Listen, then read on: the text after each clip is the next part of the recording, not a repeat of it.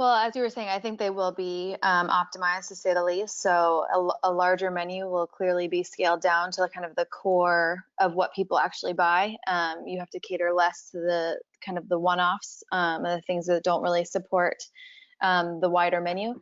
I think you're seeing a lot of even streamlining to offer new products. So cut out things that might not be providing as much revenue and bringing in things like plant-based protein, which are continually becoming more and more popular, and QSRs are finally starting to leverage that, which, to be honest, while they're not the healthiest option, they do cater to an entire additional group of consumers. So it expands your audience and hopefully brings more people into the door.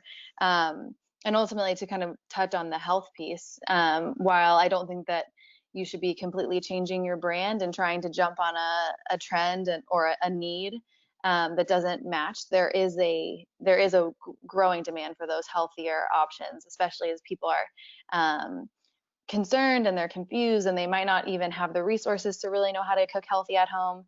So they might be leaning to as many brands as they possibly can to help them choose healthier options. And it doesn't have to be the healthiest, but it's just making healthier an easier choice.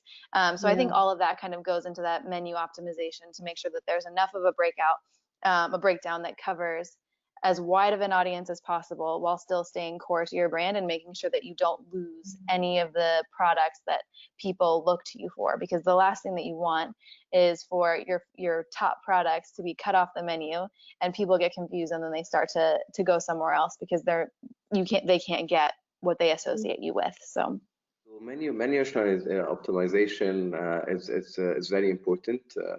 Building on Emmy was saying, you need to stay to the core at the end of the day of your business. So you don't want to also bring some healthy option that does not fit within your menu category. It wouldn't work in your brand. So not necessarily if it's there out there that it needs to work there.